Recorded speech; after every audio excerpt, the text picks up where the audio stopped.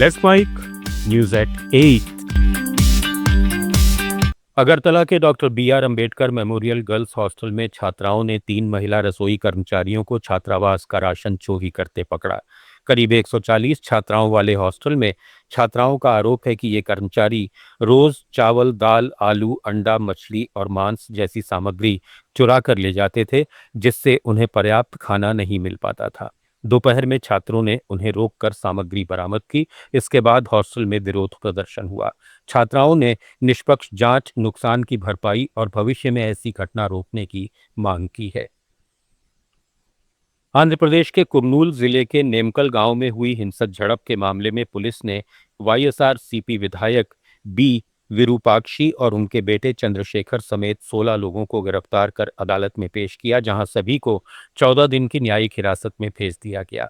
Police के अनुसार कार्रवाई पीड़ितों की शिकायत, प्रारंभिक जांच और उपलब्ध सबूतों के आधार पर की गई है। इस घटना में दो प्रतिद्वंद्वी गुटों के बीच टकराव के बाद क्षेत्र में कानून व्यवस्था की स्थिति बिगड़ गई थी।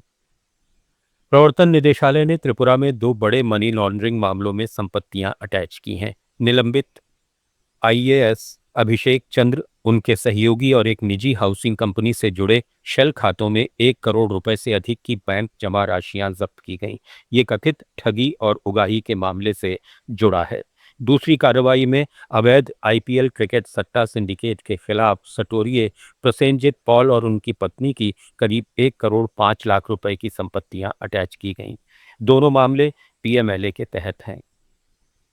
तेलंगाना में जगित्याल जिले के ठक्कल्लापल्ली गांव में 3 चावल मिलों से सरकारी धान की 34,388 टन मात्रा गायब पाई गई है, जिसकी कीमत करीब 88 करोड़ रुपए है। सतर्कता विभाग की छापेमारी में श्री अभय आंजनेय स्वामी, श्री लक्ष्मी गणपति और श्री लक्ष्मी बालाजी इंडस्ट्रीज में कस्टम मिल्ड राइस योजना का स्टॉक गायब मिला। सिविल सप्लाई अधिकारियों की शिकायत पर पुलिस ने तीनों मिल मालिकों के खिलाफ आपराधिक केस दर्ज कर लिए हैं। जांच में पता लगाया जा रहा है कि धान को अवैध रूप से बेचा गया या गबन किया गया। राज्य में ऐसी कई मिलों पर छापे जारी हैं।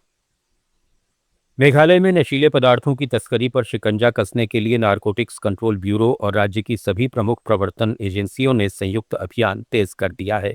शिलांग में हुई समन्वय बैठक में हाल के एनडीपीएस मामलों, तस्करी के नए तौर तरीकों और अंतर्राज्यीय नेटवर्क की समीक्षा की गई। अधिकारियों ने तय किया कि खुफिया सूचनाओं को तुरंत साझा किया जाएगा, संयुक्त छापेमारी बढ़ाई जाएगी और संगठित ड्रग सिंडिकेट की वित्तीय कड़ियों पर भी कार्रवाई होगी। केरल के पालक्कड जिले में नेल्लियामपथी में केरल रोडवेज की बस गहरी खाई में गिर गई। हादसे में 55 साल की एक महिला की मौत हो गई और कई यात्री घायल हो गए। पोथुंडी डैम से 1 किलोमीटर दूर पहाड़ी से उतरते समय मोड़ पर ड्राइवर का बस पर नियंत्रण नहीं रहा। बस में काफी यात्री सवार थे।